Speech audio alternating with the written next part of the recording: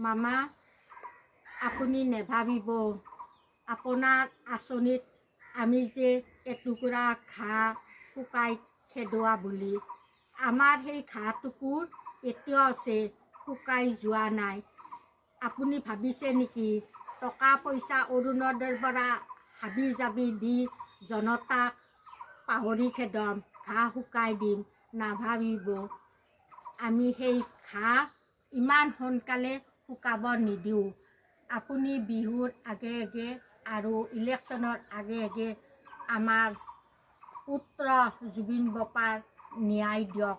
যদি আপুনি ন্যায় নিদিয়ে আমি ইলেকশ্যন কি ভোট কি আমি নাজানো আৰু ভোটো নিদিওঁ। আমাক কেৱল এটাই লাগে জুবিনৰ ন্যায়। জুবিন বপাক ন্যায় দিয়ক। বহুত কষ্ট পাই আছোঁ। এইটুকুৰ ঘাঁহ ইমান সোনকালে অসমবাসীৰ শুকাই নাযায়। মামা নেভাবিব টকাই ঘাঁহ শুকাব নোৱাৰে। সাপে কেতিয়াও লাঠিৰ গোপ নাপাৰে। আপুনি ইলেকশ্যনত নাচি বাগি থাকিলে নহ'ব মামা।